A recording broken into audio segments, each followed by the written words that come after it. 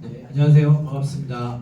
네, 오늘 특강 시간에는 여러분 지금 슬라이드에 보시는 것과 같이 더 컬처 N의 이서진 대표님께서 오셨는데요. 이서진 대표님은 진짜 다양한 일들을 하세요. 굉장히 많은 일들을 하세요.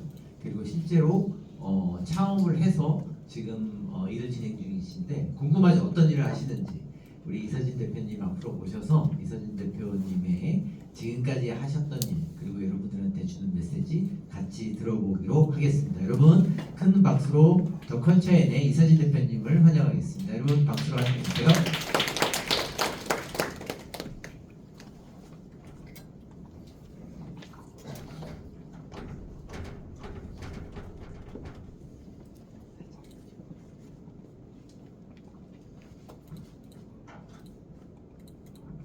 네, 안녕하세요. 저는 꿈을 찾는 음대생이라는 책 외에 9권을 쓴 책 저자이자 더 컬처앤과 그리고 새로 시작한 의료관광 MSO 범인의 더 웰리스의 대표로 이제 활동을 하고 있는데요.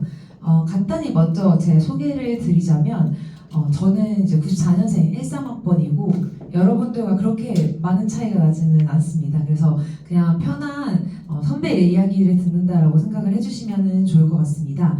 저는 원래 이화여대에서 더블 베이스를 전공을 했고 23살 때 대학생 때 책을 써서 베스트셀러가 된 꿈을 찾는 음대생을 시작으로 총 지금까지 10권의 책을 냈습니다. 네이버에 이제 뭐 제 이름을 검색을 하시면 너무 유명하신 배우 다음으로 이제 제가 네이버 검색에 뜨는데 저는 사실 대학교 때부터 퍼스널 브랜딩에 대해 관심이 많아서 저에 대한 스토리를 시작을 했던 것 같습니다.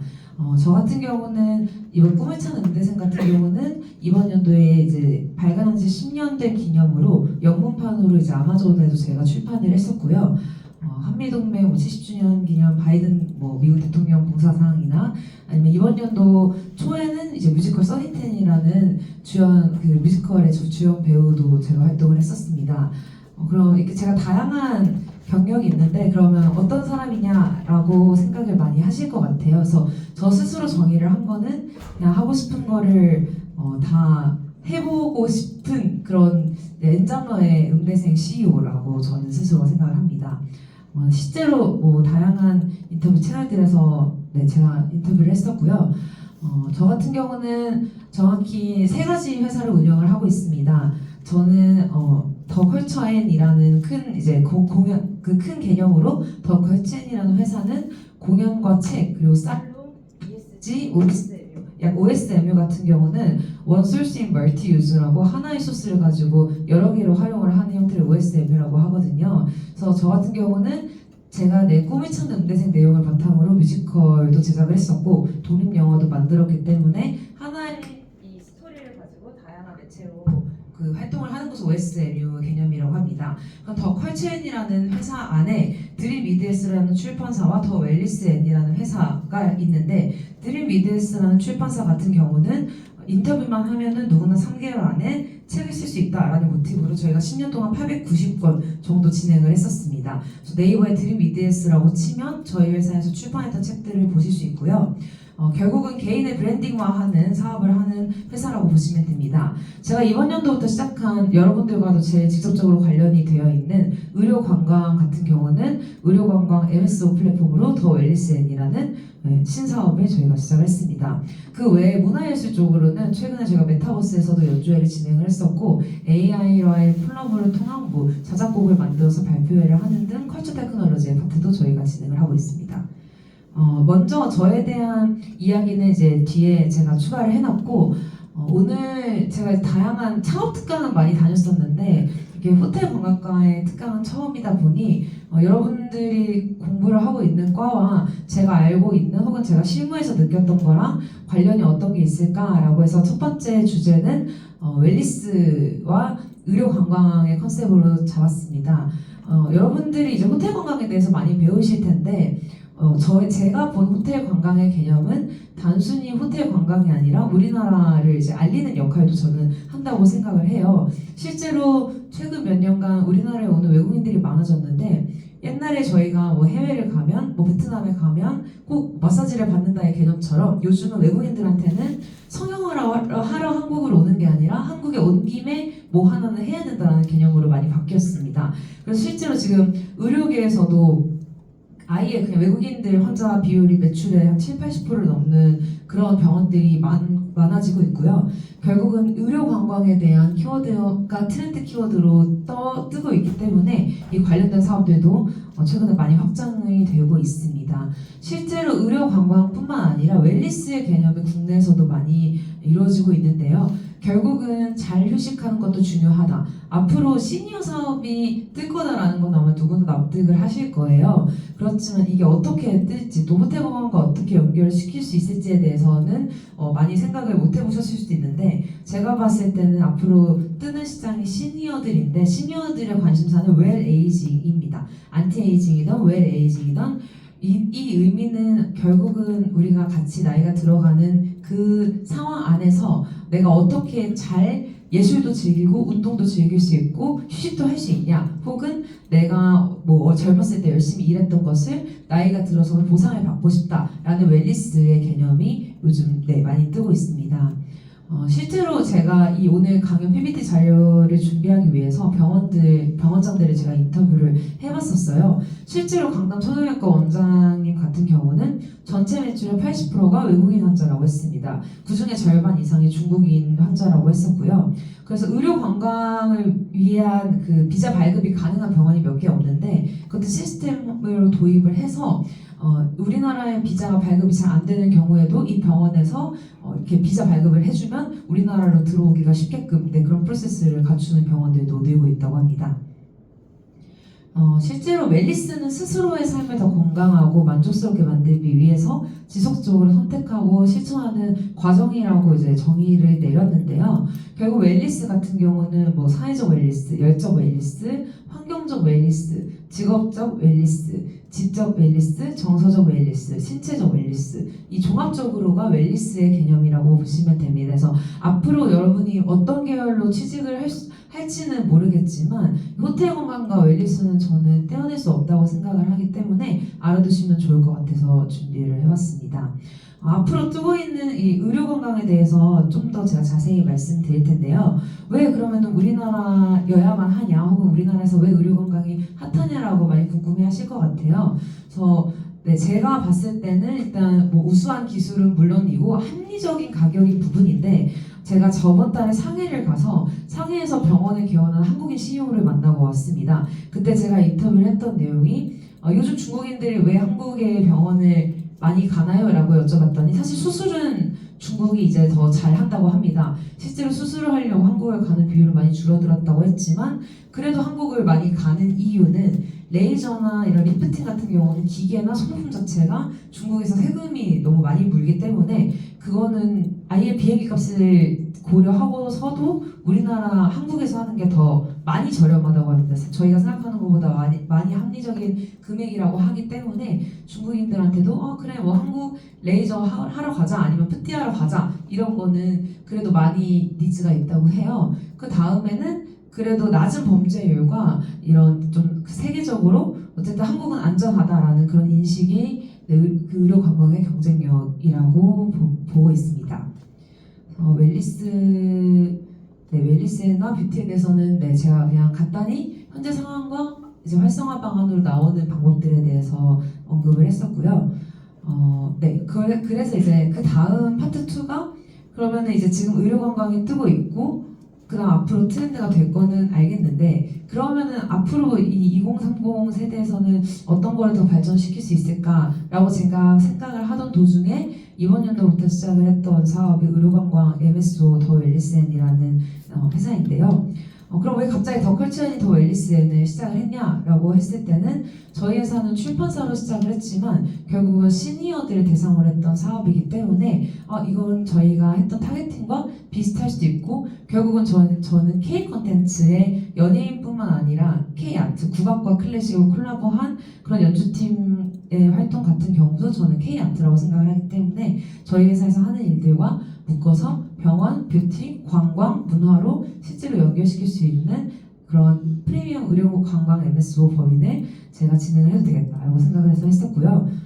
실제로 제가 많은 분들께 인터뷰를 했었을 때 의료건강에 대한 관심 분야가 되게 많습니다. 실질적으로 당장 의료건강을 시작하지 않는 CEO 분들이시더라도 항상 해외 환자가 우리나라에 왔을 때 어느 호텔에 묵을지, 그리고 어떤 음식점에 갈지, 어떤 화장품의 선물을 살지 결국 다 커머스로 이어지기 때문에 자신의 사업을 하는 사람들은 해외에서 한국으로 오는 외국인들 대상으로 다양한 비즈니스 협업을 하고 싶어 하는 게 요즘의 트렌드라고 보시면 됩니다.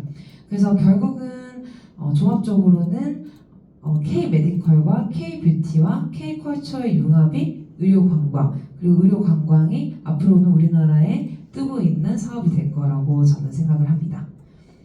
네, 실제로 웰에이징, 안티에이징의 트렌드, 문화 공연, 뷰티, 의료 페스티벌에서 제가 그냥 다양하게 제가 진행했던 포럼에서 나왔던 의견들을 정리를 해봤고요.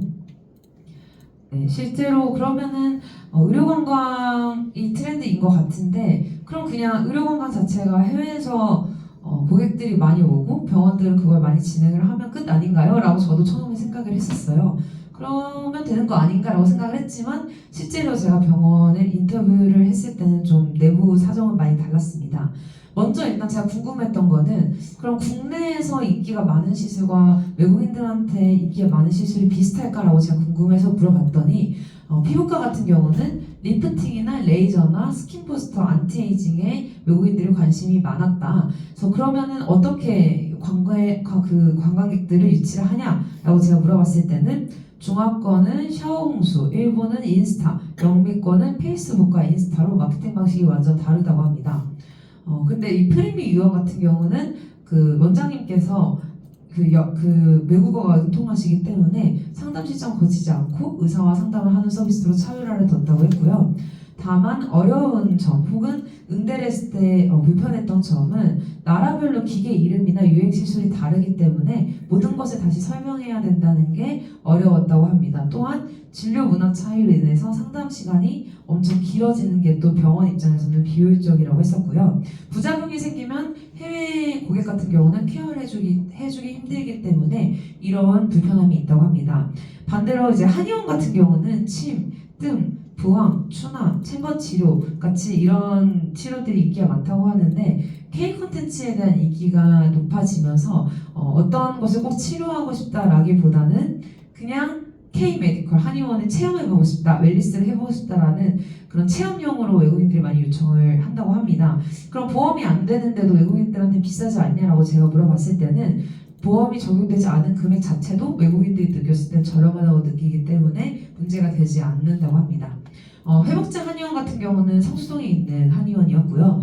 마케팅 방식은 접근성 자체가 성수이기 때문에 접근성 자체에서 그 성수 자체가 유명하기 때문에 성수에 관광객이 놀러 온 김에 가볍게 들릴 수 있는 위치적인 장점이 제일 컸다고 하고요. 그 다음에 한의원답지 않은 최상급 회복 의료기기나 질병 치료 이상의 회복 컨셉 프로세스, 그리고 또 이제 들어오는 유입의 경로는 네이버 블로그와 인스타그램, 그리고 서울특별시에서 지정한 서울 뷰티 웰니스 채널에 소개가 된 게 또 효과가 크다고 합니다. 한의원 쪽에서도 주기적으로 관리 및 치료를 해주면 좋은데 단발성인 게 아쉽다고 했습니다. 마지막으로 제가 인터뷰를 했던 강남의 픽셀랩 성형외과 같은 경우는 외국인들한테 인기 많은 시술이 아까 피부과와 되게 비슷했어요. 리프팅, 스킨 부스터, 그리고 미백에 관련된 시술, 이것만 보더라도 이제 우리나라에서 수술을 하거나 이렇게 어떤 큰 시술을 하기보다는 필러나 보톡스보다도 요즘에 리프팅이나 스킨 부스터 쪽을 많이 하는구나, 또 저도 인터뷰를 하면서 알게 됐었고요. 이 픽셀 성형외과 같은 경우가 아까 제가 처음에 말씀드렸던 의료관광 비자를 발급해주는 병원의 기관입니다. 마케팅 방식은 이곳은 정말 마케팅 팀 자체가 엄청 큰 병원인데요. 중국은 샤오홍수와 도의, 그리고 그 외 국가는 인스타그램과 페이스북, 그리고 에이전시에서 마케팅을 해서 온다고 저한테 이제 말해줬었고, 그 다음에 리쥬란 같은 그런 스킨 부스터는 외국 분들이 경험하지 못했을 정도로 꼼꼼하다고 소문이 나서 이 성형외과 같은 경우는 이런 베스트셀러들의 시술들이 아예 정해져 있다고 합니다.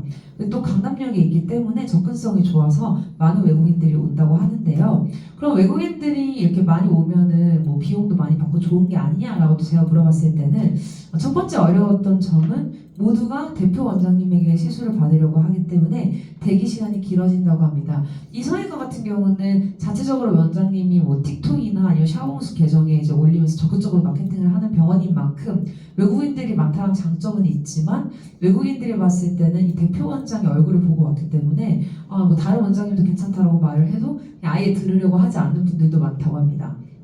두 번째는 통역을 이제 여기서는 통역을 거쳐야 하는 병원인데 통역을 거쳐서 대화를 해야 하니 상담 시간이 매우 길어지고 또 고객님이 병원에 있는 시간이 길어지기 때문에 이게 좀 어렵다고 했고요. 또 동행으로 오는 경우가 많다고 합니다. 그래서 동시에 왔기 때문에 동시에 빠르게 끝내려고 하는데 실질적으로는 그게 좀 힘들기 때문에 그걸 납득시키기가 어렵다고 했고요. 또 제가 인터뷰하면서 진짜 재미있게 들었던 부분은 중국에서는 고객을 공주님처럼 떠받는 그런 문화가 있다고 합니다. 하지만 한국 병원에서는 고객을 그냥 고객으로만 보는 게 당연한 건데 그것 자체에 기분이 나빠하는 중국인들 고객들이 있었고 실제로 여기에서 시술을 잘 해서 경과가 좋았는데도 샤워무수에 그냥 여기가 별로였다 안 좋았다라는 그런 리뷰를 남겨서 그냥 근거 없이 그 글 하나만 믿고 이제 많은 그 여행객들이 여기 오는 고객들도 많이 끊겼다고 해서 그 중국에 있는 그 관광객들을 유치하는 병원들 같은 경우는 그 편법 관리가 또 제일 어렵다고 합니다.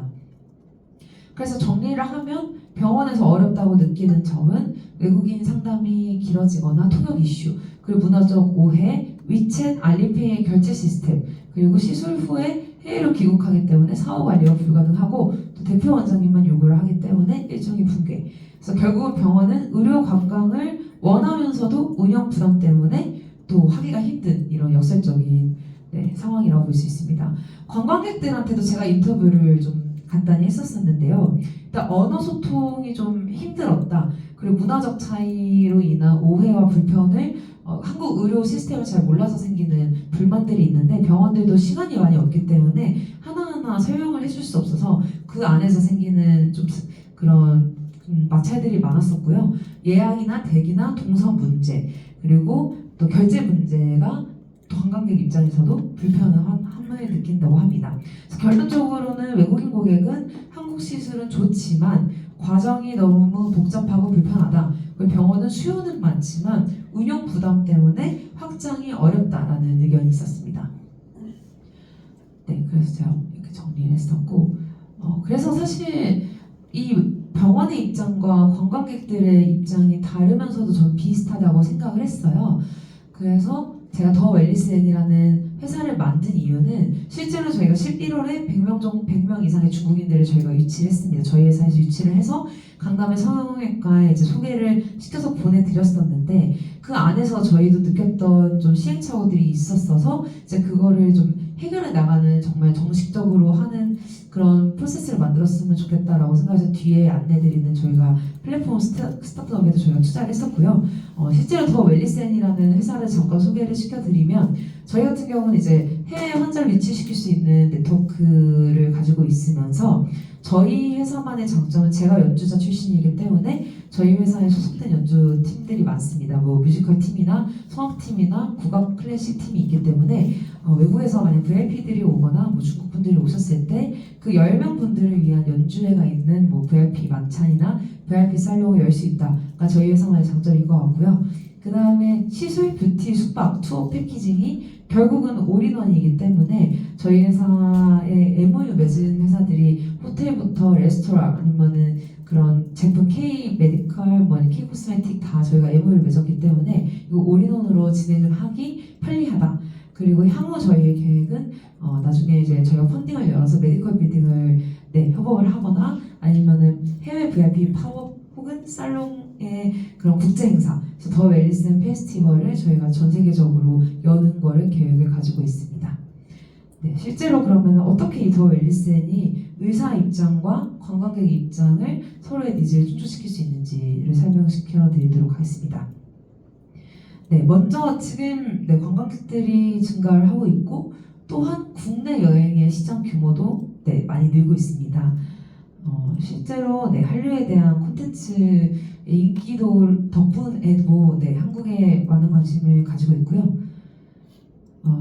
네, 아주 여행자 관점의 문제에서는 반복되는 상품과 경험, 한국에 가면 그냥 한복 입고 경복궁 가는 게 전부 아니냐라고 하시는 진짜 그렇게 말하시는 분들도 있으셨어요. 아니면 언어나 정보 접근성이 부족하다라는 네, 이런 불만이 있었고 소상공인 입장에서는 홍보가 너무 힘들다. 그리고 마케팅 비용이 부담이 된다. 글로벌 고객 유치가 어렵다라는 의견이 있었습니다. 그래서 저희 회사에서 저번 달에 지분 10%를 인수한 회사인데 노마디라는 어플이에요. 여행, 뷰티, 의료를 자동 패키징화하는 AI의 슈퍼 앱으로 내년 3월에 출시 예정이고 지금 개발은 거의 완료가 되었습니다. 이 어플 같은 경우는 여러분들이 또 잘 아시겠지만 맛집 하면 캐치 테이블이 있고 뭐 여행하면은 마이리얼 트립이 있는데 저희 회사 같은 경우는 해외 관광객들을 포커싱으로 한 어플에 투자를 했기 때문에 결제 시스템 자체가 이제 미챗이나 아니면 알리페이랑 다 연동이 되어 있습니다. 실제로 광고가 없는 실제 후기에 기반의 여행 추천 엔진으로 AI 번역 기능이 들어있고 맛집, 숙소, 체험, 뷰티, 의료가 예약이 한 어플 안에 통합으로 네, 이용을 할 수 있습니다. 또한 위챗 로그인, 위챗 알리페이, 페이팔 결제가 가능하고요. 노쇼 방지를 하기 위해서 보증금 제도도 있습니다. 실제로 AI 맞춤 여행 코스에 자동 생성을 할 수 있는 기능도 저희가 넣었고요. 제주도에서 이미 1,500명의 테스트를 했을 때 만족도는 90% 이상이 나온 어플입니다.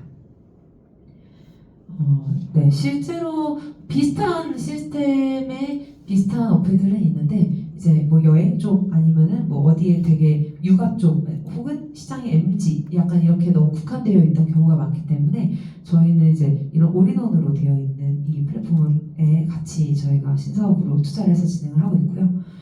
네, 이거 같은 경우는 아까 제가 말씀드렸던 거를 표로 정리를 해놓은 건데 여행 플랫폼뿐만 아니라 의료관광이나 뷰티나 K컬처를 다 이용할 수 있게 해서 저희가 확장을 하면 나중에는 우리나라에 있는 공연들이나 K문화를 알릴 수 있는 그런 페이지도 추가를 해서 한국 자체를 알리는 문화 콘텐츠의 플랫폼이 됐으면 좋겠다라는 비전도 저희가 가지고 있습니다. 그래서 아까 제가 병원의 페인포인트들을 말씀드렸을 때 결국 시술의 기계명이 다르다. 통역이 좀 힘들다. 아니면 대표 원장만 찾는다. 결제 시스템에 대한 불편함이 있다.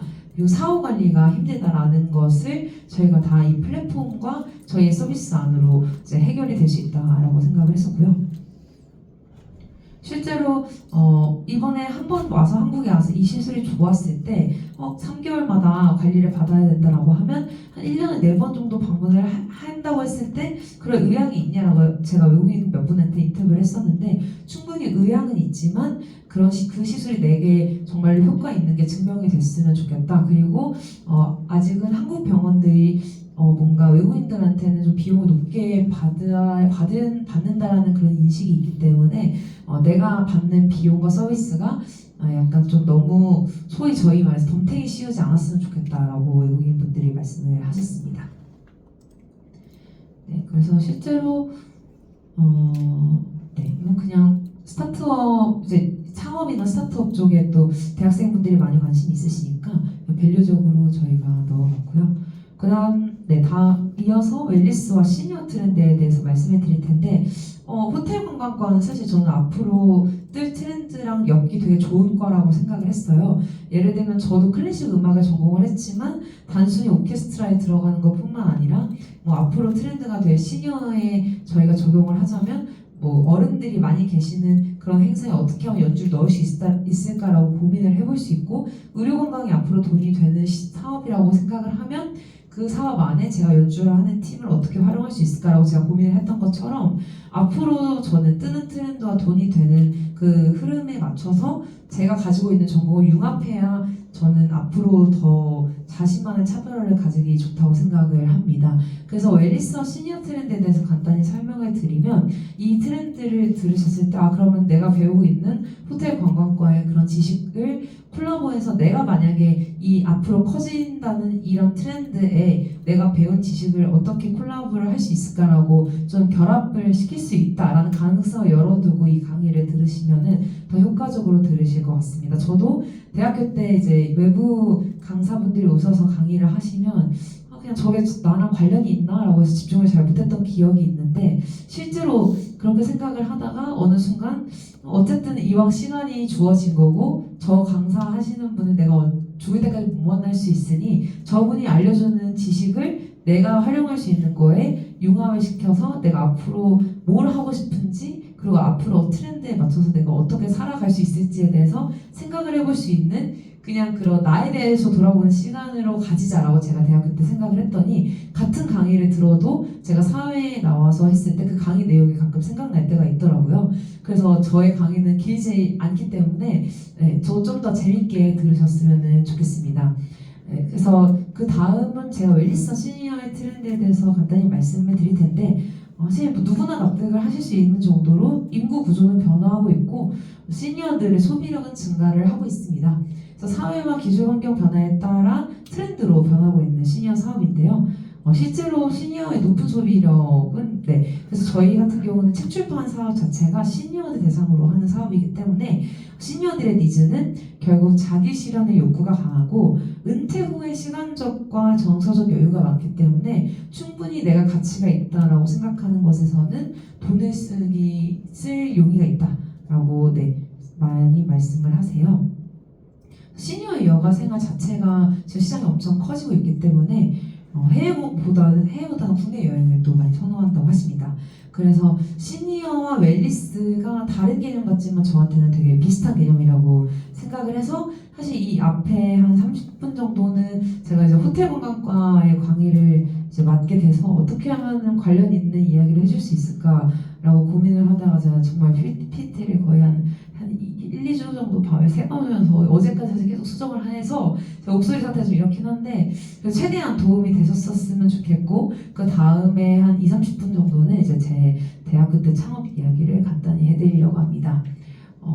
사실 저도 그냥 23살 때 아무것도 준비되지 않은 상태에서 창업을 했기 때문에 회사 이름도 그냥 갑자기 지었었어요. 지금은 뭐 더 컬처앤, 드림 비데스, 더 웰리스앤 이렇게 회사 이름 같이 했지만 23살 때는 저는 사업자 내는 것도 몰랐고 그냥 음대 출신은 그냥 사업을 해봐야겠다라고 생각을 했기 때문에 그냥 제 이름을 따서 처음에 그냥 LSJ 컴퍼니로 쳤었어요.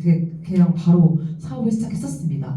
그러고 한 2, 3년 지나서 25쯤에 내가 진짜 이제 회사다운 그런 회사 이름을 만들어야겠다라고 해서 회사 창업한 3년쯤 됐을 때 제가 회사 이름을 바꿨었고요. 실제로 제가 음대 다니면서 다양한 활동을 했었는데 음대 졸업 후에는 음악을 통해서 했던 것들은 제가 지하철 버스킹 공연들을 많이 했었어요. 그래서 2019년도에 메트로 아티스트로 선정이 돼서 사당역, 설릉역, 동대문 역사문화공원역 등 한 서울의 10개 이상의 지하철역을 제가 무료 봉사를 해서 시민을 위한 버스킹 연주로 제가 진행을 했었고요. 그 다음 2023년도에는 제가 팀을 만든 지 5년 차쯤 됐었는데 세종체인버홀에서 저희가 단독 기획 공연도 했었습니다. 실제로 제가 루시아 주얼리라는 브랜드도 운영을 하고 있어서 여자 아이들 누드 뮤직비디오에 협찬이 진행되기도 했었습니다. 제가 29살 때는 문화복합 공간을 5개 정도 운영을 했었는데요. 이 1호점은 종각의 영풍문고 지하 2층 70평 정도로 제가 공간 기획부터 인테리어, 철거까지 다 제가 진행을 했었고 저희 회사의 장점은 사실 정부 지원 사업도 받아본 적이 없고 대출도 받아본 적이 없고 아까 제가 말씀드렸던 출판업 기반으로 캐시카우를 만들어서 문화예술에 자체적으로 투자를 다 했던 게 저희 회사의 장점이었고요. 그럼 이 공간을 어떻게 이렇게 많이 운영을 했냐라고 궁금해하시는 분들이 많은데 1호점 같은 경우는 솔직히 정말 돈이 너무 많이 들었고 돈을 너무 많이 날리기도 했어요. 근데 뭐 간단히 말씀드리면 사실 남들의 성공 이야기보다는 좀 망하거나 실패했던 얘기들이 더 관심이 있잖아요. 좀 더 재미있고 그래서 제가 뭐 자극적으로 말씀드리면 29살, 20대 때 이제 열심히 돈을 모은 돈을 거의 한 종각 1호점을 오픈하면서 거의 다 날렸던 것 같아요. 그래서 정말 실제로 거의 뭐 몇억 단위로 너무 많은 비용을 지출했었는데 그랬던 이유는 그냥 저의 너무 꿈만 가지고 공간을 창업을 했기 때문에 너무 경험이 없는 상태에서 인테리어 비용이 정말 많이 진행하면서 올랐었고 두 번째는 월세가 1,500 정도가 되고 인건비를 포함하면 한 달에 나가는 돈이 한 2, 3천 정도 됐었는데 사실 카페 같은 경우는 매출이 한 4, 500 정도밖에 나지 않아서 매달 일을 해도 한 2, 3천 정도 적자가 나는 구조였기 때문에 실제로 제가 좀 출판업을 할 때는 그런 ROI 계산을 잘 했었는데 문화라는 그런 키워드가 들어가면 그냥 공간이 좋으면 많은 사람들이 찾아오겠지라고 제가 잘못 생각을 했던 것 같아요. 그럼에도 불구하고 사실 진행을 했던 이유는 저는 클래식 대중화의 꿈이 있었기 때문에 서점에 이런 문화 공간이 있으면 저희가 연주회를 자체적으로 진행을 했을 때 지나가다가 혹시 공연을 보는 사람이 있지 않을까 아니면 이런 좋은 공간을 만들었을 때 컨텐츠를 만들고 싶은 사람들에게 내가 도움이 될 수 있지 않을까 라는 그냥 정말 순수한 꿈에서 시작을 했었는데 3개월 차쯤 됐을 때 망했다라고 제가 생각을 했고 그럼 내가 모아놓은 돈으로 1년은 내가 유지를 할 수 있을 것 같은데 이거를 1년을 하다가 이 공간을 빼게 되면 이거는 망한 경험으로 끝날 것 같다라는 생각이 들어서 그때 실제로 제가 3개월 동안 거의 잠을 못 잔 것 같아요. 왜냐면 한 달에 한 2천이 적자가 난다고 하면 하루에 한 6, 70만 원이 없어지는 건데 제가 하루에 쓰는 돈이 막 엄청 많지 않고 자아실현 빼고는 저는 그 먹는 거 입는 거 잘 돈을 안 쓰는 편인데 내가 열심히 일을 해도 하루에 거의 돈 100만 원 가까이가 길에 뿌려진다는 생각 자체가 너무 힘들었기 때문에 그때 살기 위해서 제가 엄청나게 많은 방법을 생각을 했던 것 같아요. 그래서 카페 매출이 안 나왔기 때문에 저희가 주방 시설을 만들 수는 없었어서 아예 밀키트로 저희가 음식도 같이 팔아도 봤었고 저희가 건물이 10시에 닫기 때문에 술집으로 할 수는 없지만 그래도 콜키지를 인당으로 10,000원에 받아서 아예 그냥 자신이 술을 사오면 알아서 먹을 수 있게끔 좀 해서 카페가 저녁 때는 없었기 때문에 그런 식으로 공간을 좀 굴려봐야겠다 혹은 대관을 많이 잡아봐야겠다라고 많은 기획을 생각을 했었습니다. 근데 그럼에도 불구하고 한 4, 5개월 차까지 사실 적자를 면한 적이 한 번도 없어요. 그래서 이거는 그러면 내가 실패한 경험으로 끝날 것인가 라고 고민했을 때 그럼 더 과감한 투자를 하자라고 저희가 생각을 했었어요. 내가 모아둔 돈으로 이 공간을 1년 정도는 버틸 수 있는 자금은 있는데 그러면 이 1호점을 제가 만들었던 그 과정과 실제로 제가 이 공간에서 제 지인들 기반으로 연주회를 많이 열었기 때문에 그럼 그 포트폴리오를 가지고 다른 건물에 월세 없이 들어가는 걸 딜을 해봐야겠다. 그러면 내가 하나 공간만 하고 1년 뒤에 이걸 접게 되면은 그냥 공간 하다가 애매하게 끝났네 라고 되겠지만 그 1년 안에 내가 공간을 4, 5개까지 확장을 하면 공간 사업에 대해서 되게 제대로 사업을 한 컨셉으로라도 되겠다라고 생각을 해서 제가 건물주들 다 찾아다니면서 제안서를 돌렸었습니다. 그래서 1호점에 내가 이렇게 서점에 이런 공간을 만들었고 이렇게 문화예술로 내가 이런 공연을 했는데 이런 마곡 같은 경우는 건물 자체가 한 몇 년 정도 묶여있는 건물들이 많아요. 실제로 국가에서 저렴하게 건물들을 내줬기 때문에 그러면 이게 몇 년 동안은 월세를 받지 않고 무조건 너는 4억을 써라라고 정해져 있는 건물들이 있다는 걸 제가 알고 있었기 때문에 그 건물들을 찾아가서 너는 어차피 회사 사옥 이외에 이용할 수 있는 게 없지 않냐, 월세를 받으면서 카페도 이용을 못하니 주말에 비어있는 이 공간들 나한테 빌려달라. 그럼 빌려줬을 때 너네가 얻는 이익은 뭐냐? 수익적으로는 사실 너네가 수익 자체를 내면 안 되는 거 아니냐, 실제 수익을 내면 안 되거든요. 그래서 그러면은 우리가 문화행사를 했을 때 너네 회사에서 협찬을 해주고 이 공간을 무료로 이렇게 기부해준 느낌으로 해서 우리가 언론이나 이렇게 PR을 해주겠다. 청년 기업을 도와준 이미지로 ESG로 가면 너네는 하는 거 없이 좋은 이미지를 가져가지 않냐. 그래서 그렇게 딜을 하고 제가 실제로 2호점, 3호점, 4호점, 5호점은 월세 없이 들어가서 공간을 운영했었습니다.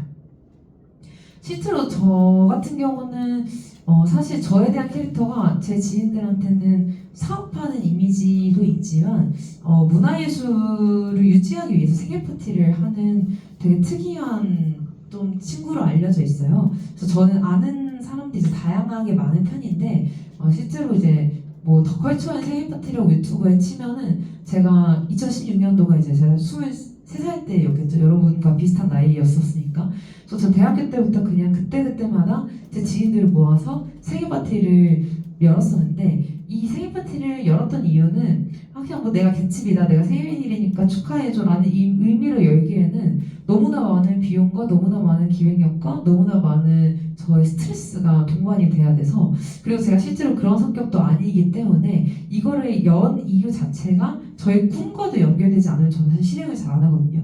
근데 진짜로 제가 이 생일 파티를 열었던 이유는 2016년도까지는 제가 연주회를 진행을 하지 않았어요. 대학생이었기 때문에. 근데 2017년도가 제가 1년 정도 휴학을 했기 때문에 24살에 졸업 연주를 했었는데, 졸업 연주를 하고 나서 저 자체가 최고의 연주자가 될 수 없다라는 걸 알고 있었기 때문에, 그러면은 내가 악기 연주를 할 무대가 평생 없어지겠다라는 생각을 4학년 때 했던 것 같아요. 졸업하려고 했던 시점에. 왜냐면 저는 어머니도 이제 피아니스트로 좀 유명하신 분이고, 동생도 같이 이화여대 이제 비올라로 전공을 했는데, 어머니와 동생 같은 경우는 예술예고로 나와서 재능이 있는 편이었고, 저는 인문계에서 대학을 갔기 때문에 재능이 실질적으로 제가 느꼈을 때는 너무 재능이 많은 친구들이 많아서 저는 음악으로 살아남을 수 없다라고 생각을 했었어요. 그런데 그러면 내가 최고가 되지 않을 거라는 생각 때문에 음악을 접어야 될까라고 생각하기에는 제가 음악을 전공한 그 시간들이 부정당하는 느낌이어서 엄청 많은 고민을 하다가, 일단은 내가 모르겠으니까 유명해지는 거 필요 없고 내가 이걸로 돈 버는 거 필요 없다. 난 그냥 하는 거에 의의를 두자라고 생각을 해서 매년 생일 파티를 열 때만큼은 내가 연주를 하자.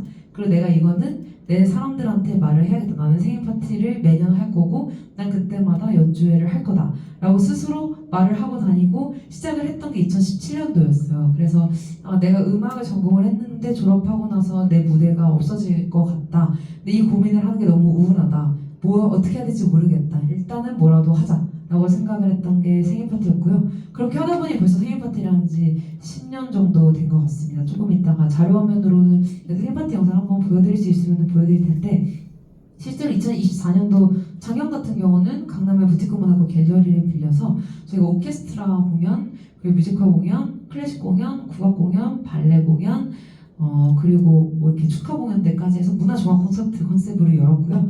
그 다음에는 제가 꿈을 찾는 대생 네 번째 개정판도 작년에 나왔기 때문에 그 책의 북 콘서트 겸해서 이 콘서트 자체가 OSM 개념으로 다양한 컨텐츠가 있는 파티로 진행을 했었습니다. 그래서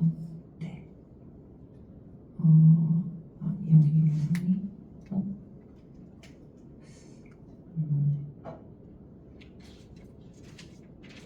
그래서 저 같은 경우는 저 자체가 엔잡러로 되게 다양하게 활동을 하려고 노력하고 있는 것 같아요. 제가 재능이 있어서 이것저것을 많이 했다기보다는 그냥 하고 싶은 게 있으면 계속 메모를 해두고 그게 지워질 때까지 그 다음 달에도 계속 메모에 써놓거든요. 그래서 예를 들면 이번 달에 내가 갑자기 강남에 건물을 사는 게 목표다라고 하면 일단 이번 달에 할 걸 써놓고 당연히 못 사겠죠. 그럼 다음 달 할 것에 또 메모장을 정리하면서 제가 하고 싶었던 거에 썼지만 못했던 거를 또 써놔요. 그럼 계속 이렇게 써놓다 보면은 그 중에 하나가 연기를 도전해 보기였는데 한 5년 동안 계속 메모에 매달 할 것에 써놨었거든요. 그래서 실제로 만나는 사람들한테마다 난 언젠가 꿈이 연기를 해보는 거다라고 말을 맨날 하고 다녔는데, 맨날 말을 하고 다니니까 이제 어떤 엔터 대표님이 이거가 좀 그 뮤지컬 쪽에서 배우가 필요하다고 하는데 혹시 너가 오디션을 보겠냐 라는 기회가 주어져서, 그래서 제가 좀 갑자기 기회가 돼서 뮤지컬 배우로 도전을 했던 거라 저 자체가 확실히 말씀드릴 수 있는 거는 기회가 언제 온다는 거는 확신할 수 없지만 계속 메모를 써두고 약간 부끄럽더라도 맨날 말하고 다니면은 기회가 들어왔던 것 같습니다. 그래서 실제로 저희 회사 같은 경우는 10년 동안 890건 정도 출간을 했었고요. 그래서 저희 회사가 사실 책 출판업을 캐시카우가 단단할 수 있었던 이유는 사람들이 하기 싫거나 혼자 하기 어려운 것들을 올인원으로 해결을 해준다라는 느낌이어서 저희 회사가 10년 동안 출판업으로 그래도 돈을 조금 벌 수 있었던 것 같아요. 실제로 저희는 책을 쓰러는 사람들이 이야기는 많이 지만 자신의 이야기를 어디서부터 어떻게 정리해야 될지 모른다라는 그런 그 어려움이 있는데 저희는 그 사람의 프로필만 듣고 그다음에 책을 왜 쓰고 싶은지 자아실현용인 건지 아니면 기록용인 건지 자기 PR용인 건지 강연용인 건지를 먼저 듣고 그 목적을 들으면 비슷한 분야의 그 직접적인 비슷한 그 벤치마킹을 해서 저희가 목차를 3일 내로 짜서 드립니다. 그냥 그 1차 강연의 목차를 보시고 그 목차에 대한 피드백을 받은 다음에 두세 번 정도 피드백을 교환을 하게 되면 목차가 결정이 돼요. 그 목차가 결정이 된 대로 저희가 인터뷰를 따면 그 사람이 만족할 수 있는 책이 나오기 때문에 저희는 인터뷰만 하면 3개월 안에 책이 나오는 획기적인 시스템이고 저희 회사는 경쟁자가 10년 동안 없었습니다. 이 출판업의 시장에서는 인쇄만 하거나 글만 써주거나의 시장인데 실제로 글을 잘 쓰는 것도 중요하지만 기획이 저희는 중요하다고 생각을 해서 목차 기획이 잘 된 책이 망하고 싶어도 망할 수 없다가 저희 회사의 모티브고 저희 회사의 클리언트들은 실제로 너무 바쁘신 CEO분들이 많기 때문에 인터뷰만 해서 책이 나오는 저희가 기획, 원고 작성, 디자인, 인쇄, 정보서점 유통까지 인쇄 지급까지 저희가 다 유통 분류까지 하기 때문에 그 안에서 되게 편리함을 느끼는 편이에요. 근데 그 니즈와 그 사업을 했던 경험이 있기 때문에 의료관광에서도 모든 사람들이 고민인 거를 올인원으로 해결해주는 거를 런칭을 하면 좋겠다라고 생각을 했었습니다.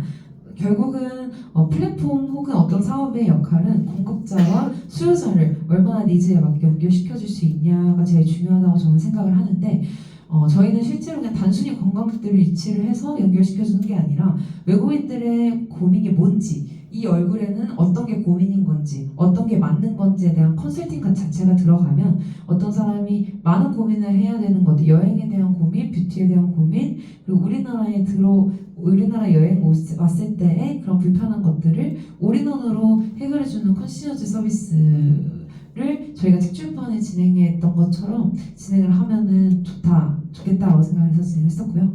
간단히 저희 회사에 대한 비전도 써놨었습니다.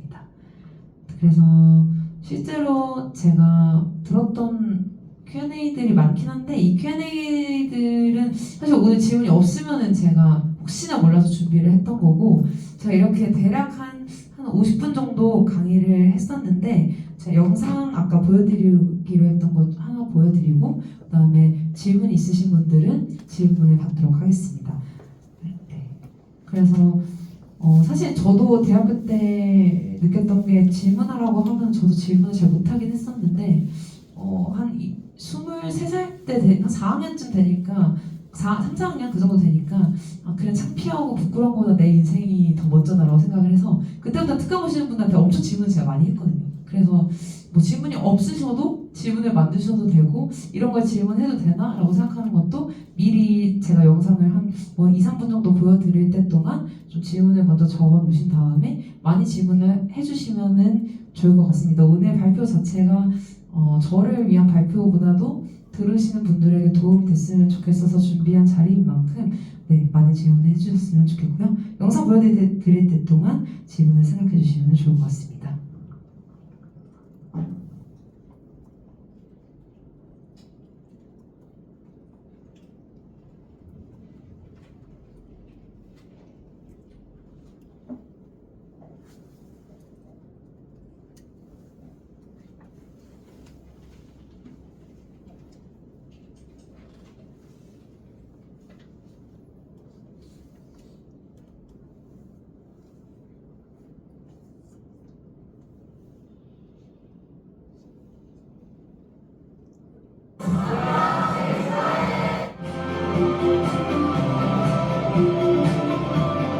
그래서 제가 아까 말씀드렸던 것처럼 저는 항상 연주를 넣었었는데 실제로 저만 주인공이 되는 파티보다는 제 주변에 음악하는 친구들이 사실 무대가 없는 경우가 많아서 같이 무대를 만들자라는 모티브로 제가 전에 투자, 기획부터 진행, 연주까지 이 공간이 이제 제가 아까 눈물을 머금고 말했던 더 컬처에 나온 지 1호점이었고요.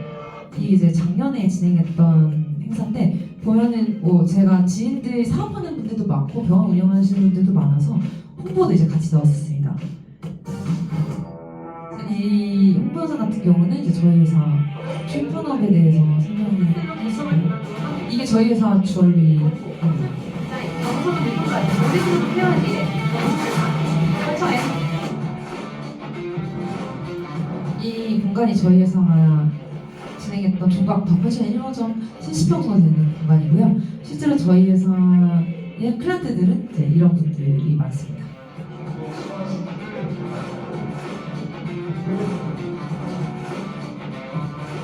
작가라고 하면은 거짓말이다.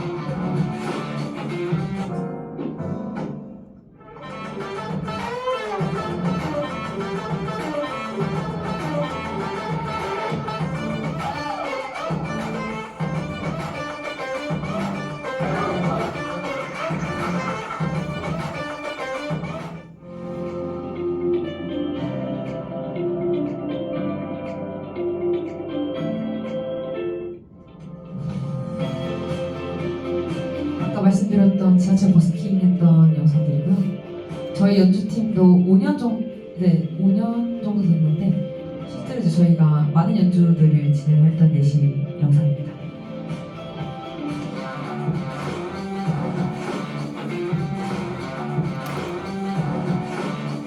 이블랙 천둥시장도 같이 콘서트를 했었고 버스킹, 교보문고와의 콜라보 등등 저희가 문화예술 쪽으로 콜라보할 수 있는 것들 많이 했고 아까 말씀드렸던 이제 제가 꿈찬 음대생이라는 독립영화를 제작했을 때 이제 뮤지컬 써니텐 전에 제가 너무 연기를 해보고 싶어서 만들었던 독립영화였는데 어쩌면 이 포트폴리오 덕분에 또 오디션에 붙었던 거이기도 하거든요. 하늘예보 이수지?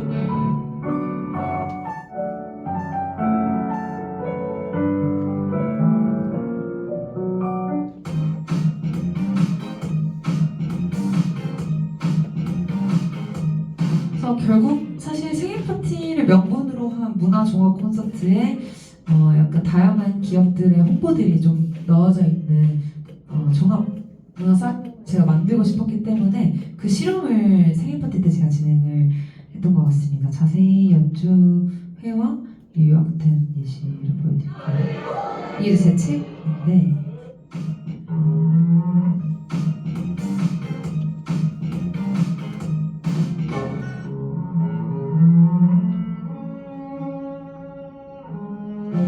제 독주도 하고 제 친구들과 연주도 하고 여기 아마추어 분들도 한 3-4명 정도 계셔서 제가 춤추는 것도 좋아해서 이제 춤도 추고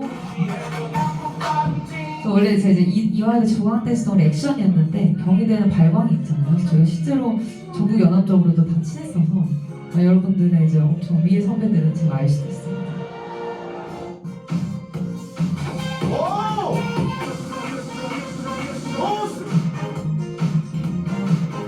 실제로 이제 그런 상품들을 협찬을 받았었는데 받는 사람도 좋고 협찬해주는 곳에서도 이제 홍보가 되니까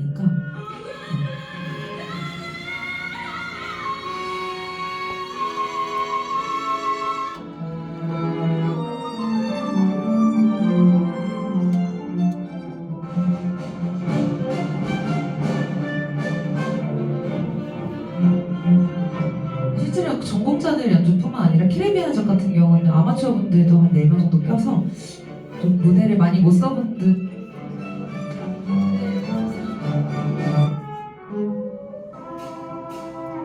제가 가르쳤던 베이스 제자분들이시고 오랜만에 모여서 저희가 베이스 앙상블 연주도 있었습니다. 재즈 공연도 있었고 다 그냥 대학교 때부터 친했던 그냥 음악하는 친구들이 있어서 삐삐빠빠뽀뽀.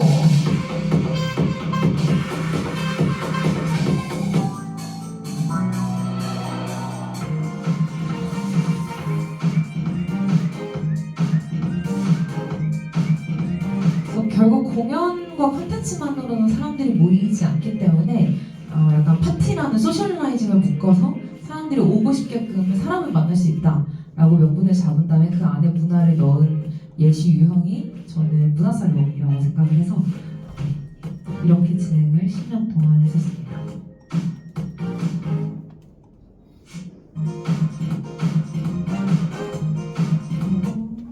실제로 하나 영상만 더 보내드릴게요.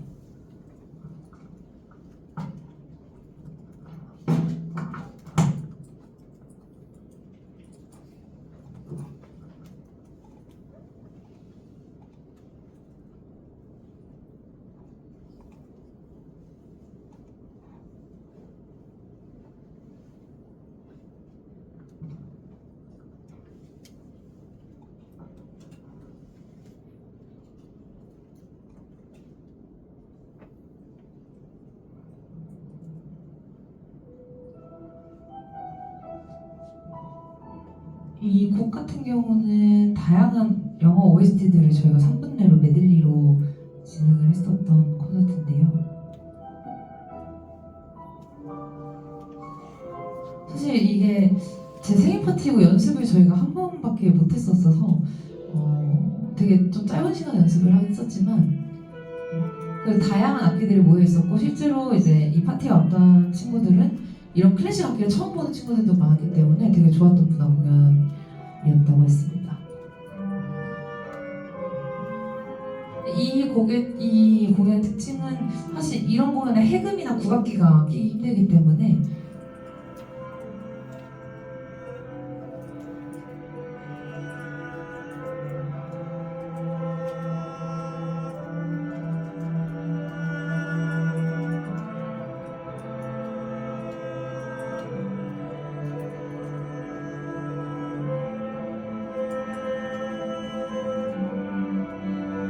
사실 영상팀도 부르고 편집도 다 하고 약간 저는 아카이빙이나 기록에는 좀 비용을 많이 쓰는 편이어서 다 이렇게 기록을 하는 편입니다.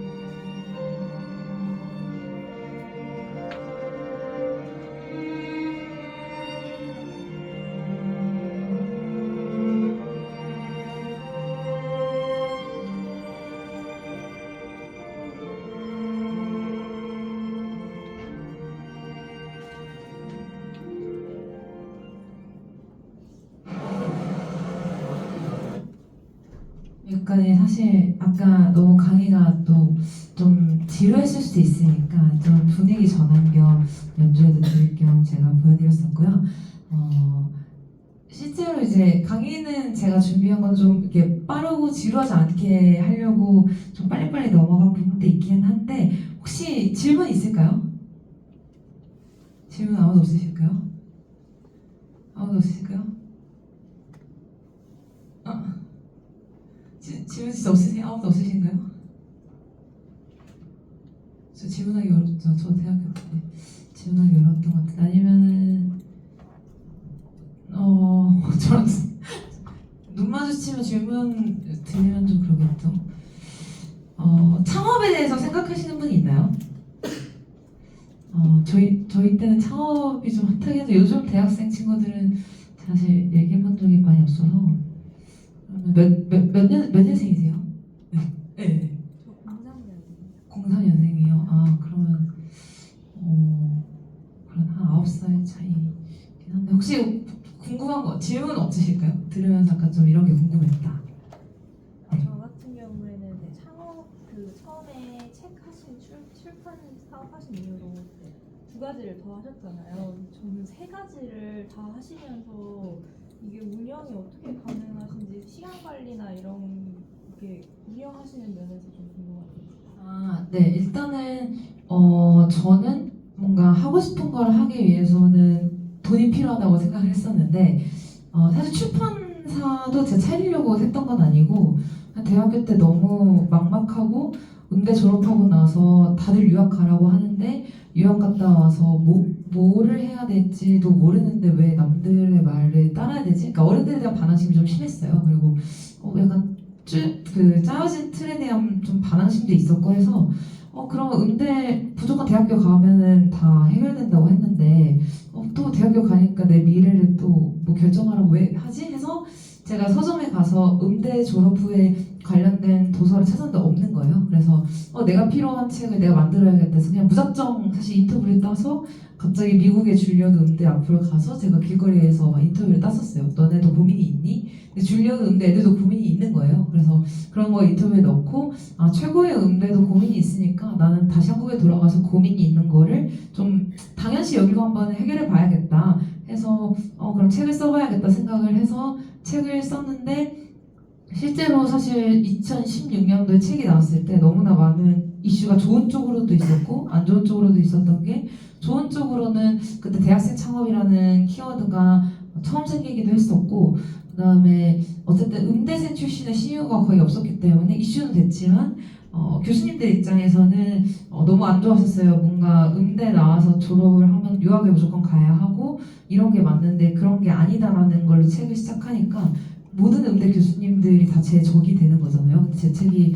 좀 유명해졌고 베스트셀러가 되다 보니까 너무 많은 기회가 주어졌고 그래서 그냥 교수님들 그때 패기 지금은 그렇게 생각하지 않지만 그때 대학생 때 패기는 교수님들이 날 싫어하면 어때 뭐 그냥 하지 뭐 해가지고 했던 것 같아요. 근데 그 경험을 살려서 이제 강연도 하고 했었는데 그래서 좋은 기회들이 오다 보니 책 출판이 이렇게 했을 때 너무 많은 이익을 주네. 그럼 이거 컨설팅을 시작을 해야겠다라고 해서 실제로 그냥 내가 했던 경험을 알려주다가 그 대행을 하다가 갑자기 사업을 하게 돼서 출판업을 하게 됐어요. 그래서 사실 아까에 대한 질문에 좀 서론이 길었지만 원래 처음에 사업을 하려고 했던 건 아니고 그냥 내가 그때그때마다 필요한 것들을 만들려고 했었는데 그렇게 내가 시행착오를 겪었던 게 남들은 추진력이 엄청 강해야 할 수 있는 거다 보니 그 경험을 매뉴얼화해서 시스템화를 해봐야겠다라고 해서 출판업을 컨설팅을 시작을 했었고 근데 저는 사업을 하기 위해 시작을 했으면 다른 걸 할 생각 못 했을 텐데 내가 행복하기 위해서 너무 강했기 때문에 출판업을 하면서 내가 근데 남의 것만 대행을 하면서는 내 발전이 이루어지지 않는다라고 생각을 했어서 내가 해야 하는 것과 하고 싶은 걸 나눠서 했던 것 같아요. 그래서 하고 싶은 거는 내가 유명한 연주자는 될 수 없지만 음악을 하고 싶어. 근데 돈이 안 돼. 메모장이 있었고 내가 무조건 해야 되는 건 돈을 벌기 위해서 출판업을 운영해야 돼. 이 두 가지 방향이 있었기 때문에 저는 시간 분배 자체를 좀 T적으로 한 달이 있으면은 10일 정도는 일을 하고 한 5일 정도는 뭐를 하고 최소한 한 달에 이틀 정도는 내가 하고 싶은 거에 투자를 무조건 해야 된다라는 날짜를 정해놨던 것 같아요. 근데 그게 제가 느꼈을 때는 좀 이게 하루에 10시간 일하는 것보다 하루에 1시간씩 10일 동안 일하는 게 좋은 이유가 어제 내가 글을 엄청 열심히 썼던 게 다음날 봐야 보여지는 것들이 있거든요. 그래서 한 번에 몰아서 했을 때보다 나눠서 했을 때가 좀 저는 많은 효과를 넣었었는데 실제로 이제 아까 저한테 물어봤던 게 결국 출판업을 하면서 뭐 주얼리 사업도 하고 문화복합 공간도 하고 어떻게 하냐 이렇게 좀 궁금해하셨던 것 같아요. 주얼리 같은 경우도 사실 2019년도에 시작을 했지만 본격적으로는 하진 않고 그냥 제가 제작만 몇 개 해놓고 인스타그램에 사진만 올려놓고 그냥 좀 기다려보자 했는데 3년 차쯤 됐을 때 여자아이들 스타일리스트가 주얼리 검색했을 때 저희 회사가 나왔어서 거기서 누드 뮤직비디오를 빨리 찍어야 됐었기 때문에 빠르게 요청을 해서 저희가 빌려줬었거든요. 근데 그런 기회가 왔을 때 저희가 사진을 받고 그거 덕분에 저희 회사 포트폴리오가 비용을 들이지 않고 생겨서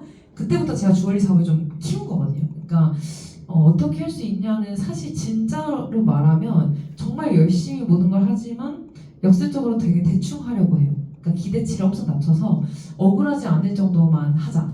그래서 내가 내 경험에서 이 다른 사람들한테 도움이 될 수 있는 것들은 컨설팅처럼 내가 많이 좀 이렇게 투자를 안 해도 되는 그런 사업이 저는 컨설팅 사업이라고 시작을 했었고 그 사업으로 계속 캐시카우를 만들지만 항상 이 사업 같은 경우는 한 달에 100명, 200명 모일 수 있는 건 아니기 때문에 신사업에 대해서 항상 생각을 해야 된다 라고 생각을 했었고 실제로 사업만 30일 중에서 29일 하는 것보다 20일 정도 일을 하고 나머지 뭐 10일 정도를 제가 하고 싶은 뭐 연기도 해보고 공연도 해보고 이런 거에 쓰면 이 10일을 썼다라는 불안감 때문에 20일을 좀 더 열심히 일을 하게 되는 경우도 있거든요.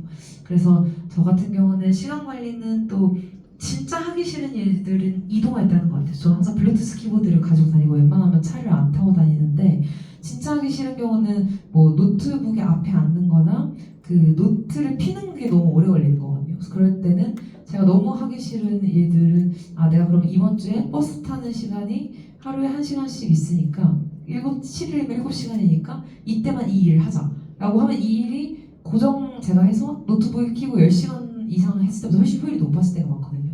그래서 저는 짜투리 시간을 좀 많이 활용했던 것 같습니다. 네, 또 질문 있으실까요? 질문이 아무도 없으실까요? 아니면 한 두세 분만 질문이 더 있으시면 좋을 것 같은데 그래서 질문이 아무도 없으실까요? 그래요? 제가 그러면 다른 분들이 질문했던 것들의 예시를 그러면은 보여드리겠습니다. 사실 근데 너무 많은 질문들이 나오긴 했었어요. 그래서 제가 다른 뭐 인하대학교 창업 특강이나 아니면 뭐 중고등학교 진로 특강에 갔을 때는 사실 뭐 엄청 궁금한 게 많았었는데 이 질문들이 제가 몇 개만 추려왔기 때문에 이 질문들을 보시고 나서 또 궁금한 게 있으시면은 또 끝나기 전에 저한테 물어보시면은 좋을 것 같습니다. 저한테 그냥 학교에 다니는 게 무의미하다고 느껴지는데 학교 다녀야 되나요? 라고 물어보시는 분들도 있었어요. 근데 저도 대학교 때는 뭐 대학교 날 책임져다 내 인생 내가 알아서 잘 살 건데 라고 했지만 사회에 나와보니 학교를 다녀야 하고 또 학교에서 배운 것들이 도움이 많이 됐었고 하기 싫은 것도 꼭 해야 하는 게 사실 대학교 때까지밖에 없다고 생각을 하기 때문에 그 안에서의 틀에서 열심히 사는 것 자체도 저는 의미 있게 느껴졌습니다. 두 번째 질문은 창업특강에서 예체능 재학생인데 졸업 후에 진로가 고민이어서 창업은 어떻게 시작하나요?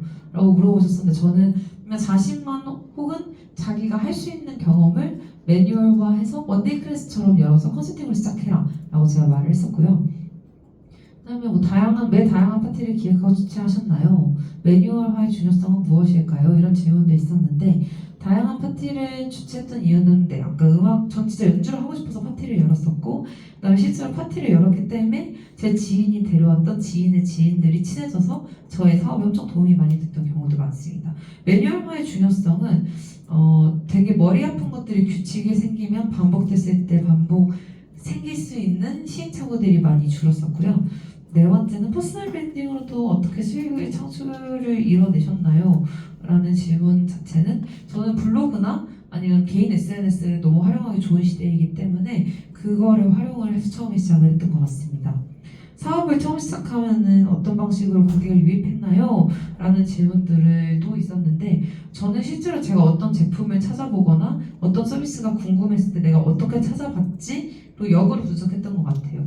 지금은 인스타그램이나 이렇게 유튜브도 활성화됐었지만 10년 전에는 사실 인스타그램을 이 정도로 활성화되지 않았기 때문에 근데 페이스북과 네이버가 메인이었어서 나도 어떤 물건을 찾을 때 네이버에 검색을 하니 내 아이템도 키워드를 잡아서 네이버에 검색했을 때 나오는 자료가 나오는 게 1순위다 라고 해서 그때부터 블로그도 찾아다니고 블로그 최적화도 찾아보고 그래서 대학교 때부터 좀 그런 마케팅에 관심이 또 많았던 것 같습니다.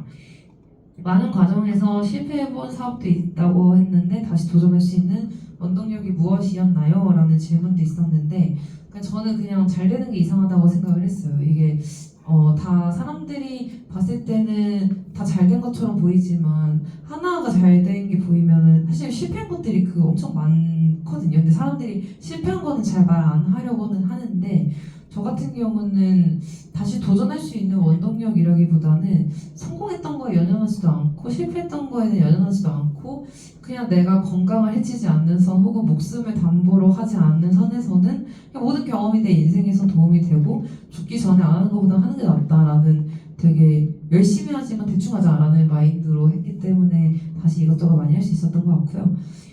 뭐 인간관계에 대한 질문도 사실 많이 했었는데 저는 사람에 대한 기대가 별로 없고 원래 사람들은 이기적이고 나도 이기적일 수 있다고 생각하기 때문에 사람한테 별로 상처를 안 받으려고 하는 편입니다. 내향적인 사람은 나서는 게 어려운데 이를 극복하기 위해서 실천할 수 있는 행동이 있을까요? 라는 질문도 있었어요. 근데 저는 사실 내향형이건 외향형이건 내가 이렇게 해봐야겠다라고 도전을 해보는 것도 좋은 것 같아요. 그러면 내가 내향적인 사람이지만 오늘의 컨셉은 좀 활발한 컨셉으로 가야겠다. 오늘 모임에 가서는 내가 너무 힘들지만 티를 내지 않고 처음 보는 사람과 스몰 토크를 하는 거를 실험해 봐야지 이렇게 생각을 했던 것 같아요. 뭐 재밌는 예시로 들면 소개팅을 했을 때 마음에 드는 사람을 만나기가 너무 어렵잖아요. 근데 저도 이제 여대를 다녔기 때문에 이제 많은 미팅과 소개팅을 어렸을 때 했었는데 마음에 드는 남자가 나오지 않으면 이 자리를 버티는 게 너무 어려운 거예요. 그래서 내 시간을 어떻게 하면 효율적으로 활용할 수 있을까? 아니면 너무 마음에 들지 안 들지 모르는 상태인데 아예 안 나가는 거는 확률이 없다. 그러면 이 소개팅 자체도 내가 어떻게 하면 효율화를 극대화할 수 있을까를 대학교 2학년 때 고민을 했었거든요. 저는 모든 시간이 중요했으니까. 근데 그때 느꼈던 건 그러면 내가 너무 재미없는 사람이나 흥미없는 사람을 만나도 내가 이 사람에게 어떤 개그를 쳤을 때 이 사람이 웃는지 봐야겠다라는 실험 정신 아니면 내가 이런 사람도 내가 재밌게 할 수 있을까? 혹은 이 2시간 내가 어떻게 버틸 수 있을지 내가 고민을 해봐야겠다. 그래서 매번 소개팅을 좀 그런 식으로 나왔었거든요. 그러니까 이 남자와 잘 되지 않더라도 혹은 내가 너무 마음에 드는데 좀 실패를 하더라도 괜찮아, 나는 오늘 이런 실험을 했고 나는 이 분야에 대해서 이렇게 알게 됐어 라는 그 컨텐츠 집중을 하니까 남녀 소개팅에서도 그 현타 왔던 게 극복이 됐었거든요. 그랬던 것처럼 내향적인 사람도 내가 오늘 컨셉은 이 여기에 있는 사람들의 명함을 다 따는 거야. 당연히 힘들지만 오늘의 컨셉은 그거니까 해야 돼. 할지 말지 고민할 때가 제일 어려운 거지. 해야 돼라고 생각하고 하면은 막상 그렇게 어렵진 않거든요. 그래서 네, 그렇게 답변을 제가 드렸었고 나 자신은 어떻게 콘텐츠화를 하며 분야는 합치는 것과 따로 관리하는 것 중 어떤 방법이 더 좋을까요? 라는 질문은 근데 사실 저는 내가 하고 싶은 거를 매번 메모를 한 다음에 그 메모한 걸 가지고 매뉴얼화 하는 게 중요하다고 생각해요. 사업을 뭐 기획서 쓰고 뭐 하고 엄청 복잡하지만 결국 내가 필요한 거는 내가 관심 있는 거를 해서 파다 보면은 좀 거기서 흥미를 느끼는 부분도 있어서 내 자신의 콘텐츠를 어떻게 해야 되나요? 라기보다는 내가 그냥 하고 싶은 거나 잘하는 것들을 어떻게 하면 알릴 수 있을까? 라고 개념을 좀 바꿔 생각을 하면은 도움이 됐던 것 같습니다. 퍼스널 브랜딩으로 책을 선택하신 이유와 자신의 책을 기획하는 방법도 물어보시는 분들이 있었는데 퍼스널 브랜딩으로 책을 선택한 이유는 22살 때 음대로 올라가는 언덕길에 나 진짜 대학교 졸업하고 나서 뭐 먹고 살지? 대학교 졸업하면 이 대학의 틀이 날 지켜주지 않을 텐데 그럼 나는 내 이름 석자로서 뭐 하는 애지? 약간 그런 고민을 너무 많이 했던 것 같아요. 그리고 실제로 활발했던 성격이었기 때문에 내가 졸업하고 나서 아무것도 되지 않으면 내 친구들이 날 안 찾으면 어떡하지? 그냥 너무 우울한 생각들이 일어나지 않는 일들로 언습이 되니까 그럼 어떻게 해야 내가 차별화를 줄 수 있을까로 넥스트 고민이 된 것 같아요. 어차피 고민하는 거는 해결되지 않고 이 고민 안에서 내가 어떻게 솔루션을 가져갈 수 있을까 생각했을 때 그때 제가 학고도 있었고 학점이 너무 낮았고 저는 학교에 관심이 없었기 때문에 이미 벌어진 일이고 어떻게 해야 내가 학점이 높은 친구들과 차별화를 줄 수 있을까? 라고 계속 고민을 한 달 동안 하다가 저는 음대 언덕을 올라가는 김에 그럼 네이버에 검색했을 때 나온 사람 되고 싶다 라는 거에 꽂혀가지고 한 달 동안 네이버에 그냥 아무나 검색을 해서 나오는 사람들의 한 100명 정도의 인물을 벤치마킹을 제가 했던 것 같아요. 어떤 사람들이 과연 네이버에 뜨고 있고 어떤 이력을 가지고 있냐라고 봤을 때 제가 국회의원이 될 수도 없고 제가 갑자기 아이돌을 할 수도 없고 연기를 할 수도 없고 책이라는 콘텐츠가 있는 거예요. 그래서 네이버에 나오는 사람들 책을 많이 썼네? 그럼 나도 네이버에 나오는 사람이 되고 싶으니 일단 이 사람들을 따라 해야겠다. 책을 써봐야겠다라고 메모장에 써놨어요. 그리고 또 까먹고 있다가 한 3개월 뒤쯤에 그래 나 진짜 책을 써볼까 해서 서점에 갔어요. 서점에 갔는데 못 쓰지 고민하다가 모르겠다 하다가 나 진짜 못 먹고 살지 그냥 혼돈의 카오스였거든요. 저한테 대학교 3, 4학년은 실제로 음대는 졸업하고 나서 진로가 정말 너무 힘들기 때문에 진짜 뭐 먹고 살지가 너무 우울했었어요. 저는 그래서 고민을 하다가 정말 너무 갑자기 화가 나는 거예요. 어느 날 제가 F의 감성이 너무 심했어서 내가 이렇게 막 음악에 진짜 소위 말해서 돈 진짜 처바르고 돈 쓰고 시간 쓰고 했는데 어른들의 말이 틀렸다라는 그 배신감과 함께 엄청 화난다 해서 막 서점에 다니면서 엄청 씩씩거리면서 다니다가 음대 졸업 후에 진로 관련된 도서가 사실 딱 하나 있었어요. 음대 졸업 후에 모아지라는 책을 읽었는데 다 서울대 나온 사람의 뭐 유학 갔다 와서 음악 감독하고 선생님으로 유명하고 오케스트라에 이미 성공해서 들어가 있고 또 그 책을 읽으니까 박탈감이 또 드는 거예요. 그래서 진짜 나 같은 애는 어떻게 살아야 되지? 또 엄청 화가 나다가 아까 소개팅 때 제 솔루션처럼 화내서 내가 남는 게 없다. 뭘 해야 하지? 그래 그럼 내가 모르겠으니 일단 책부터 쓰자. 내가 어차피 메모장에 지금 아직 책 쓰기가 안 지워졌는데 그럼 내가 필요한 책이 없으니 필요한 책을 써야겠다 라고 해서 사실 그래서 책을 쓰게 됐어요. 그래서 자신의 책을 기획했던 방법은 그냥 제가 필요해서 썼습니다. 필요해서 썼고 제가 그때 계산을 했을 때 내가 대학교 틀을 벗어나면 사람들한테 인터뷰를 해달라고 했을 때 비용을 줘야 될 것 같은데 대학생이라고 하면 사람들이 그냥 밥을 사주면서 인터뷰를 해줄 것 같은 느낌이 들었던 거죠. 내가 어른이라면? 라고 if 가정을 바꿔서 해보니 그래서 그러면 나한테 지금 타임라인이 1년밖에 남지 않았다. 나한테 대학생이라는 그 틀이 줄 수 있는 최대의 가치는 순수한 느낌의 인터뷰를 할 수 있는 정말 순수한 저 그때 진짜 순수하게 했었고 어른들이 날 만나줄 명분이 졸업하고 나서 내가 유명한 사람이 되지 않으면 날 만날 이유가 없다. 근데 대학생이면 다르다. 대학생이면 누구나 도와주고 싶어 한다. 그러면 지금 해야 한다. 그래서 그냥 1년밖에 안 남았네? 그럼 해야겠다. 라고 해서 시작을 했던 것 같아요. 그래서 결국 기획을 시작하기 위해서 일단 관련자들 인터뷰를 제가 한 30명 정도 땄었고 실제로 지인의 지인도 있었고 그냥 맨땅에 들어가서 저 대학생인데 이렇게 궁금합니다. 인터뷰하고 싶습니다. 라고 하면 사실 내치는 사람 없거든요. 그리고 내친다고 해도 뭐 저 사람 벌 받을 거야 생각하고 멘탈을 유지하면서 그래 난 열심히 할 거야 이렇게 해서 좀 멘탈을 유지했고 하지만 사실 책을 쓰기 직전에 되게 불안한 게 많았어요. 일단 글 쓰는 것도 배운 적이 없고 국어 국문과도 아니고 제가 책을 엄청 많이 읽었지도 않았기 때문에 내가 책이 나왔을 때 엄청나게 많은 비난을 받지 않을까? 이 책이 누군가한테 도움이 되는 게 맞나? 라고 고민을 했을 때 그냥 비슷한 책들 갑자기 한 제가 4권을 사서 이 목차들을 엄청 분석을 했어요. 그래서 이 목차에 있는 키워드만 내 책에 넣어도 내 책은 반은 성공한다. 라고 해서 리스크헤지를 해서 그렇게 책을 기획을 했던 것 같습니다.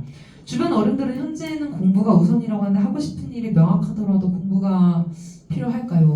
는 사실 제가 조금 어렸을 때 20대 중후반에 강연했을 때는 여러분 그냥 하고 싶은 거 무조건 하세요. 공부 필요 없어요. 라고 했는데 이제 제가 좀 나이가 들다 보니 어른들의 말이 또 맞는 부분이 많아서 제가 이 부분을 제가 나이가 들고 아는 게 많아질수록 그리고 또 이게 제 말이 또 여러분들에게 영향력이 끼칠 수 있기 때문에 조심스럽긴 하지만 공부를 해야 한다면 공부를 하는 게 내 배경 지식에 도움이 된다는 개념으로 하면은 괜찮은 것 같아요. 저도 진짜 너무 학교를 다니기 싫어서 교양 수업은 왜 들어야 되고 오케스트라는 왜 해야 되고 왜 버텨야 되면 이 나의 아름다운 청춘을 왜 공부를 해야 되는가라고 생각을 했지만 어쨌든 해야 되는 공부이기 때문에 내가 인생을 살아가면서 뭐 예를 들어 여성학에 대한 공부를 했을 때 나한테 실질적으로 도움은 안 될 수 있지만 어디 가서 아는 척하기에 그냥 교양 정도로 생각을 하자라고 개념을 바꾸니까 재밌게 공부를 했었거든요.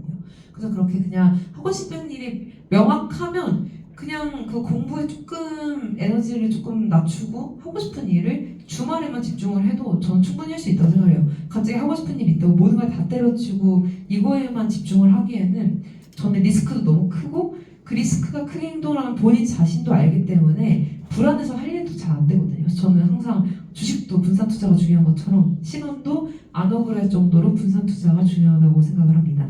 엔장러가 되는 것이 꿈입니다. 한 가지 일을 하는 것만으로도 벅찰 것 같은데 여러 일을 동시에도 지치지 않는 방법이 있나요? 아까 질문과 비슷하긴 했지만 다 이런 거에 좀 궁금한 것 같아요. 어떻게 하고 싶은 거 다 하면서 살면서 뭔가 또 다 이것저것 더 하고 싶은 게 많냐. 근데 저도 말은 이렇게 해도 항상 번아웃도 오고 내가 갑자기 왜 이렇게 열심히 살지 현타도 오고 하다가 또 갑자기 멘탈을 잡을 수 있었던 거는 어차피 이거는 뭐 내가 고민을 지금 할 수 있는 거는 장점이다. 약간 지금 내가 건강하니까 고민이라도 할 수 있는 거지. 내가 70살이면 이런 고민을 할까? 하니까 갑자기 또 혼자 행복해져가지고 항상 저는 좀 벅찰 때도 있고 이 일이 잘 안 되면 어떡하지라고 걱정을 할 때는 그냥 지나가는 비둘기를 보면서 제가 23살 때 강연했을 때도 그렇게 영상에 남겼었는데 그러니까 비둘기 비하 발언은 아니지만 비둘기가 맨날 보이기 때문에 생각하기가 쉽거든요. 그래서 그래 비둘기도 저렇게 이제 아무 생각 없이 사는데 나는 인간으로 태어났기 때문에 스트레스를 받을 수 있는 행복이 있다.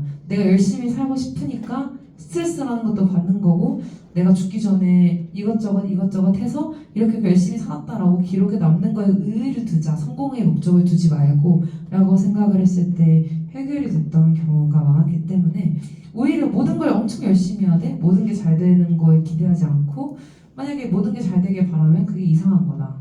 그래서 저는 좀 그렇게 멘탈 유지를 항상 하고 고민은 항상 반복되기 때문에 저는 어떤 고민이 있을 때 솔루션이 생각이 나면 메모를 해놓고 그 비슷한 고민이 있을 때 그 메모장을 보면서 다시 다짐을 하는 편이어서 저 메모와 기록에 대해서 그걸 습관화했던 게 좀 많은 도움이 됐던 것 같습니다. 혹시 그 외에 질문이 있을까요? 질문 있으시나요? 그 초록모자님 없으실까요? 네, 그 지금 뒤에 보시고 없으세요? 질문 혹시 없으실까요?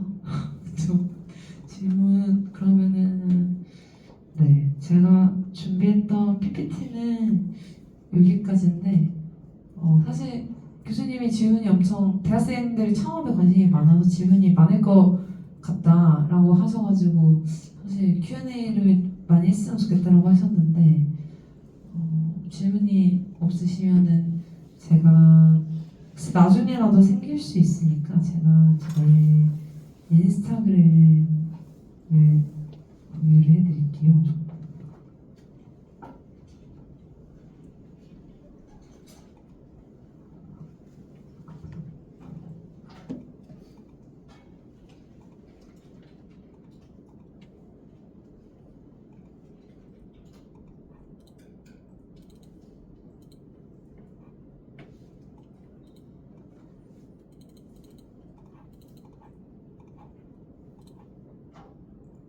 이게 제 인스타그램인데 사실 기억 잘 안 나시면은 뭐 제 이름은 너무 유명하신 배우님이 남자 배우님 있으시니까 이렇게 남자 배우 이렇게 딱 이사진 검색하면은 사실 이 남자 배우님이 나오시고 그다음 아래 제가 나와요. 그래서 까먹으시면은 이렇게 누르셔서 그냥 여기 뭐 다들 요즘은 인스타그램 있으니까 이게 보시면 이제 제가 공연했던 그 틴탑 천지민님이랑도 같이 공연을 했었거든요. 그래서 이 써니텐이랑 이렇게 뭐 제가 앨범도 냈었고 책들도 냈었고 그래서 아까 얘기했던 것들에 대한 활동들은 다 여기 있고 그다음에 여기 인스타그램 누르면 언제든지 궁금한 거나 이런 거를 DM을 주시면 제가 엄청 친절하게 답변을 해드릴 수 있고 실제로 정말 거짓말이 아니라 저번 주에 제가 뮤지컬 펍을 이제 제 아는 연출님이 오픈을 해서 제 지인들이랑 놀러 갔었는데 10년 전, 한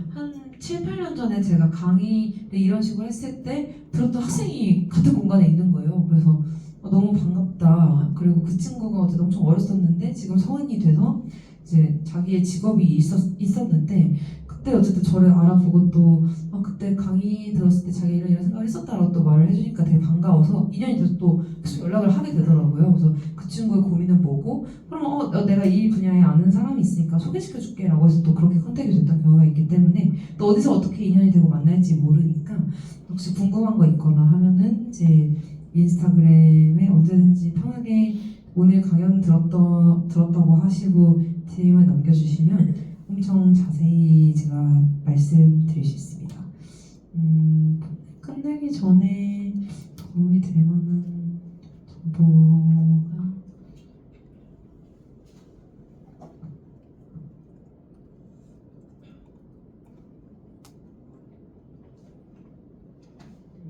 로그인이 돼서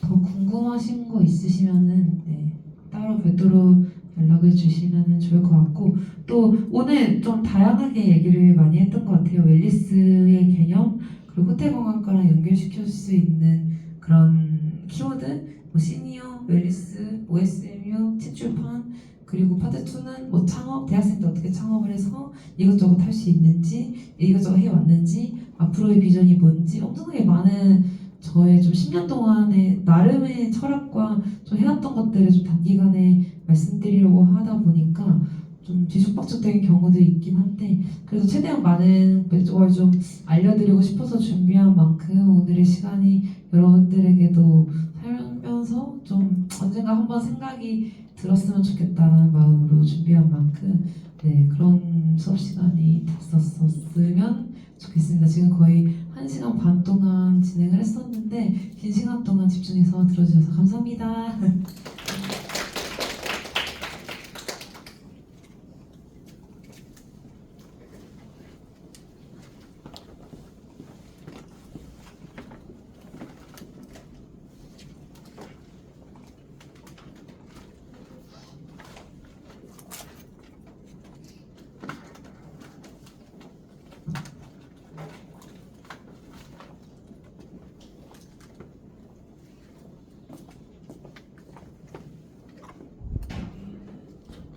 오늘 이서진 대표님께서 함께 해주셔가지고